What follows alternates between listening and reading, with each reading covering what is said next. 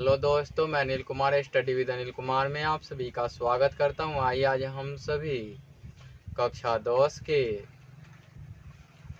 रसायन शास्त्र के प्रश्नावली एक अर्थात अध्याय 1 के एक टॉपिक रासायनिक अभिक्रिया के संबंध में पढ़ेंगे और इसे समझने का प्रयास करेंगे। थोड़ा टाइम देंगे आप सभी और शुरू से अंत तक देखें, आपको बहुत बेहतर तरीके से मैं समझाऊंगा। मैं बता दूं कि यदि आप कोई कम्पिटिटिव एग्ज़ाम की भी तैयारी कर रहे हैं तो उसमें भी आपको यह बेहतर तरीके से इम्प्लीमेंट करने को मिलेंगे और आप इसे सीख पाएंगे। मैं बता दूं कि इस चैप्टर से रिलेटेड बाद में जो भी कम्पिटिटिव बनेगा वो मैं बता दूंगा और जो टॉपिक पढ़ाते जाऊंगा उसमें कम्पिटिटिव ज़रूर बनेंगे, ऐसा आप ध्यान रखेंगे। आइए इसे समझते हैं और समझने का प्रयास करते हैं। लिखा हुआ है रासायनिक अभिक्रिया। रासायनिक अभिक्रिया में लिखा हुआ है कि वह प्रक्रिया यानी कि एक्टिविटी है, क्रियाकलाप है ना, जिसमें दो या दो से अधिक पदार्थ आपस में अभिक्रिया करते हैं, अर्थात कि एक दूसरे से संयोग करते हैं और एक या एक से अधिक पदार्थ का निर्माण करते हैं, है ना। क्या कहलाता है? रासायनिक अभिक्रिया कहलाता है वह प्रक्रिया जिसमें दो या दो से अधिक पदार्थ आपस में अभिक्रिया करते हैं और एक या एक से अधिक पदार्थों का निर्माण करते हैं। क्या कहलाता है? रासायनिक अभिक्रिया कहलाता है। रासायनिक अभिक्रिया में बनने वाले पदार्थ में क्या क्या परिवर्तन होता है, क्या नहीं होता है, इसको भी पहले जानना होता है। रासायनिक अभिक्रिया में बनने वाले पदार्थ के गुण सेम होंगे, अलग होंगे, अलग होंगे तो किस प्रकार से अलग होंगे, परिवर्तन कैसा होगा, उसमें ऊष्मा बनेगी या नहीं बनेगी, वह सॉलिड प्राप्त होगा या लिक्विड प्राप्त होगा या घोल प्राप्त होगा या गैस प्राप्त होगा, ये सभी जानने होते हैं इसमें। तो मैं आपको बारी बारी से प्रत्येक चीज़ों को बताते चलूँगा, तो आप इसे समझने का प्रयास करें। मैंने डेफिनेशन बता दिया कि जिसमें दो या दो से अधिक पदार्थ क्या करते हैं, आपस में संयोग करते हैं, अभिक्रिया करते हैं। ये एक्टिविटी हैं। एक्टिविटी को आप करते समय यहाँ तो नहीं कराई जाती हैं, तो आपको मैं थ्योरेटिकली बताने वाला हूँ। इसमें देखिए कि वह प्रक्रिया जिसमें दो या दो से अधिक पदार्थ मैंने बता दिया है। तो उदाहरण के लिए मैंने लिया है कि कार्बन और ऑक्सीजन। यहाँ कार्बन तो सॉलिड होता है और ऑक्सीजन क्या होता है, गैस होता है। और कार्बन डाइऑक्साइड क्या बनता है, गैस होता है। तो आपने देखा कि कार्बन जो सॉलिड है और इसका रंग ब्लैक होता है और वायु जो रंगहीन है ऑक्सीजन, उसके द्वारा बनने वाले कार्बन डाइऑक्साइड जो भूरे कलर के गैस के रूप में प्राप्त होते हैं, है ना। तो इस प्रकार से इनमें रंग में भी परिवर्तन होगा, इनकी अवस्थाओं में भी परिवर्तन होंगी, इनके बहुत सारे गुण में परिवर्तन होंगे। तो एक तो इससे मिलता है कि रासायनिक अभिक्रिया में बनने वाले पदार्थ के गुण या तो सेम हो सकते हैं या तो अलग हो सकते हैं, है ना। तो यहाँ ये क्या है, अधातु है और ये भी अधातु है। दोनों अधातुओं के मिलने से एक गैस का निर्माण हुआ है और इसमें कौन अभिक्रिया हुई है, कौन संयोग हुई है, तो ये सहसंयोजी बंध द्वारा बना हुआ है। ये मैं बताऊंगा आपको जब कार्बन तथा इसके यौगिक चैप्टर के संबंध में चर्चा करूंगा विस्तार पूर्वक, तो उसमें बताऊंगा कि ये सहसंयोजी बंधक यानी संयोजन बंधन, कोवेलेंट बंध, इसमें कैसे बनते हैं वो मैं बताऊंगा आप सभी को। तो आपने देखा कि सॉलिड गैस मिलके गैस बना लिए। यहाँ मैग्नीशियम के दो अणु और ऑक्सीजन के एक अणु मिल करके मैग्नीशियम ऑक्साइड के 2 अणु का निर्माण करते हैं। ये एक अणु कहलाए और O2 के फॉर्म में लिखे जाते हैं। ये मैग्नीशियम Mg के फॉर्म में लिखे जाते हैं। तो इधर लिखा हुआ ये नंबर्स ऑफ मोलिक्यूल्स होता है, तो ये सॉलिड है, क्या है, और ये गैस है। और ये वाला जो प्राप्त होता है जलने के बाद, तो यह राख के रूप में प्राप्त होता है ना, एसेस के रूप में प्राप्त होता है। तो ये राख प्राप्त होता है, और राख क्या होता है, चूर्ण होता है। क्या होता है, चूर्ण होता है। तो इसे लिख सकते हैं चूर्ण, चूर्ण प्राप्त होता है। अब आप आइए लेड नाइट्रेट पोटेशियम आयोडाइड के संबंध में पढ़ेंगे। तो लेड नाइट्रेट जो है रंगहीन होता है और ये सॉलिड है। क्या है, सॉलिड है। पोटेशियम आयोडाइड भी सॉलिड है। अब देखिए कि पोटेशियम नाइट्रेट सॉलिड बनाएगा और ये अवक्षेप बनाता है। क्या बनाता है, अवक्षेप बनाता है। अवक्षेप किस कलर का बनाता है, इसको मैं लिख रहा हूँ, विजिबल नहीं हो तो आप लोग मेरा बात सुन रहे होंगे, मेरी भाषा को सुन रहे होंगे, तो आपको पता है कि अवक्षेप बनाता है। किस रंग का अवक्षेप बनाता है, तो ये पीले रंग का होता है। किस रंग का होता है, ये पीले रंग का अवक्षेप होता है। तो यहाँ कलर भी चेंज हो गए। यहाँ राख जो बनेंगे किस कलर के बनेंगे, काले भूरे रंग के राख बनेंगे। अब देखिए कि यहाँ जिंक जो है वो भी सॉलिड है और HCl ये लिक्विड है ना। तनु हाइड्रोक्लोरिक अम्ल, तनु मतलब पतला, है ना, ये क्या है, लिक्विड है। अब जिंक क्लोराइड ये क्या बनाते हैं, ये सॉलिड अवक्षेप बनाते हैं। अवक्षेप तो सॉलिड ही होता है। अवक्षेप कैसा होता है, सॉलिड ही होता है ना, या वही थोड़ा सा उसमें जल मिश्रित होता है और ये गैस उससे निकलते हैं। आपने देखा कि किस प्रकार से यहाँ पे सॉलिड, यहाँ पे लिक्विड, और ये बना क्या लिया, सॉलिड बना लिया, जिंक क्लोराइड बना लिया। आपको मैं बताऊं तो इसमें क्या होता है कि ताप में भी परिवर्तन होता है। जब अम्ल से कोई भी अभिक्रिया होती है तो उसमें ताप परिवर्तन होता है। इसके अतिरिक्त यदि इसमें पढ़ें तो आपसे कोई पूछ दे कि रासायनिक अभिक्रिया को प्रदर्शित करने वाले समीकरण लिखें, तो रासायनिक अभिक्रिया को प्रदर्शित करने वाले समीकरण ये हैं, ये हैं, ये हैं और ये हैं। मैंने समीकरण लिख के इसलिए समझाया ताकि आपको आसानी से समझ में आए। मैं केवल और केवल लैंग्वेज में लिखता कि कार्बन और ऑक्सीजन, तो कार्बन डाइऑक्साइड, तो कार्बन डाइऑक्साइड की फॉर्मूला मैंने लिख दिया। तो इससे ये भी बात मिलती है कि ये वाली अभिक्रिया हैं और अभिक्रिया बनने में जो प्राप्त होता है उसे क्या कहते हैं, और इसमें होता क्या है, तो रासायनिक अभिक्रिया में बनने वाले पदार्थ प्रतिफल कहलाते हैं।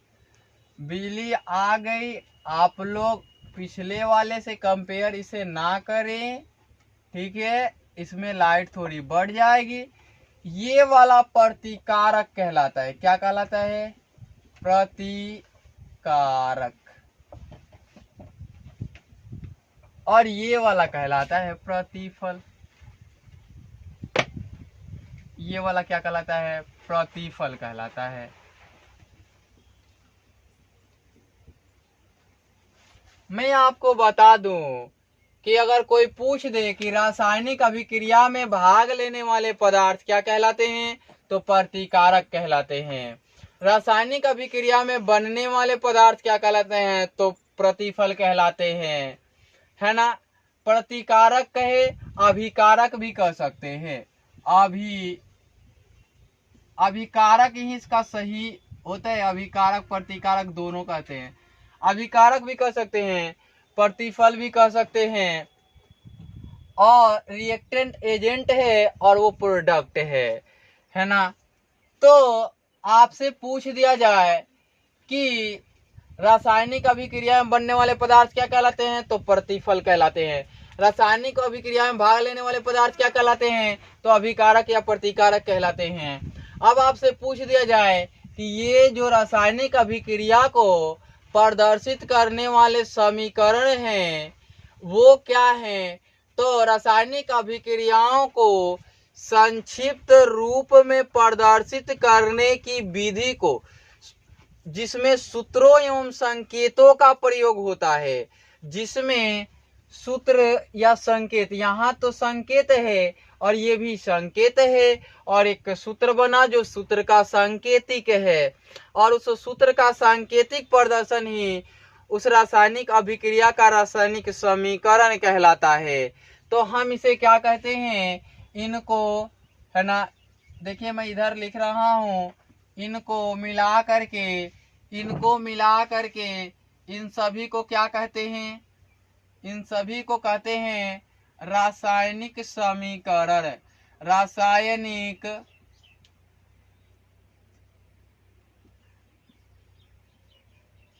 समीकरण कहते हैं, अर्थात कि केमिकल इक्वेशंस कहे जाते हैं। तो आपको बता दूं कि रासायनिक अभिक्रिया में होता क्या है, तो रासायनिक अभिक्रिया में, मैं मिटा देता हूं इसे और लिखता हूं,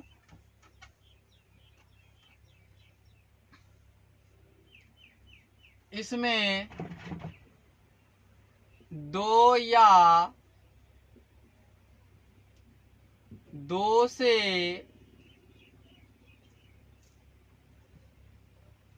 से अधिक पदार्थ भाग लेकर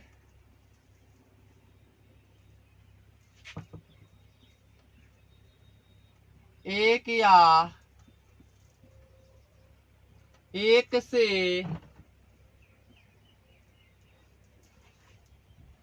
अधिक प्रतिफल बनाते हैं, प्रतिफल देते हैं।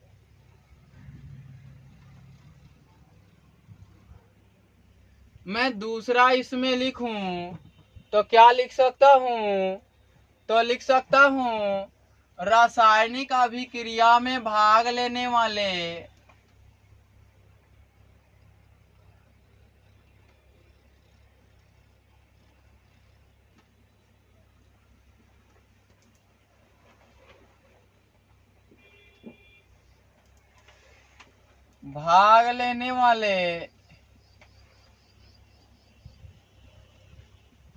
पदार्थ को अभिकारक या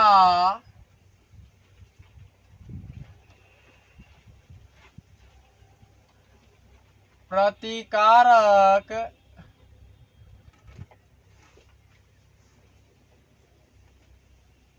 कहा जाता है।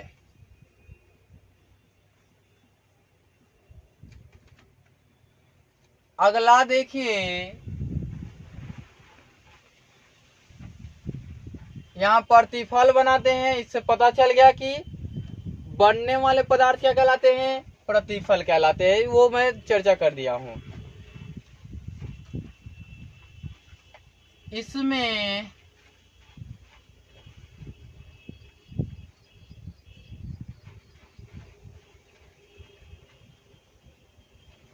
पदार्थ की अवस्थाओं में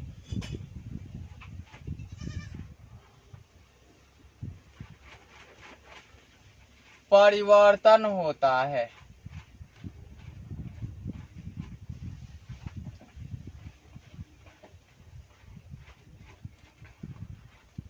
अब मैं अगला लिखूंगा तो अगला लिखूंगा कि पदार्थ के रंग में परिवर्तन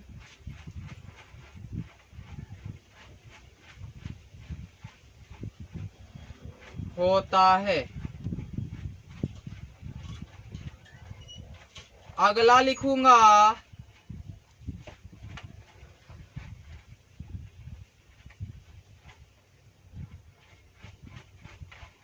इसमें पदार्थ के गंध में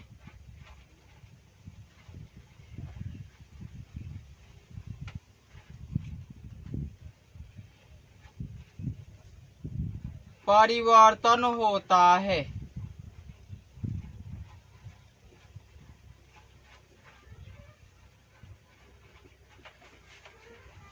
विजुअल है इधर। और लिखूं तो इसमें गैस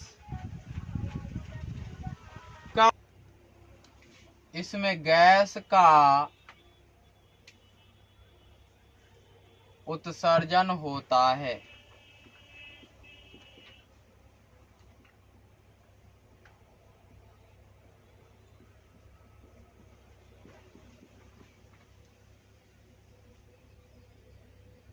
इसमें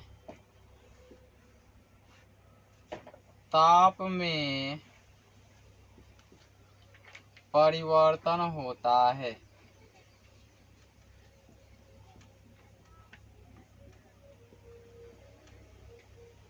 इसमें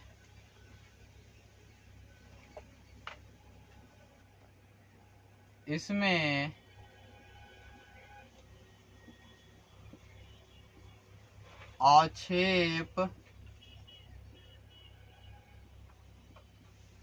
बनता है। इसमें नहीं लिख के इनके संपन्न होने में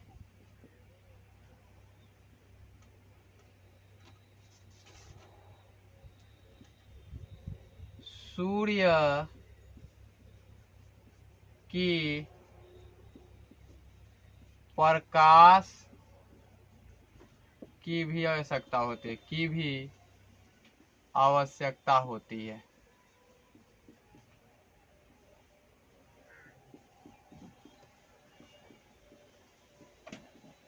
पूर्ण विराम। अब मैं बता दूं कि ये इसके कैरेक्टरिस्टिक्स हो जाएंगे, अर्थात की फीचर्स हो जाएंगे, और आप इन सब को नोट डाउन करेंगे। आपने देखा था, शुरू से अंत तक देखा, मैंने लिख दिया, सभी प्रॉपर्टीज लिख दिए, इसके कैरेक्टरिस्टिक्स लिख दिए। मैं अंग्रेजी में लिख दूं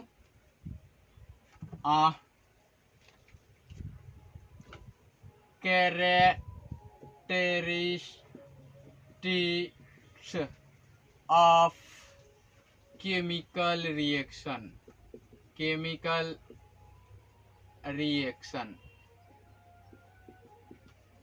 इस प्रकार से आपने देखा और इस प्रकार से इसे बनाते हैं और समझते हैं।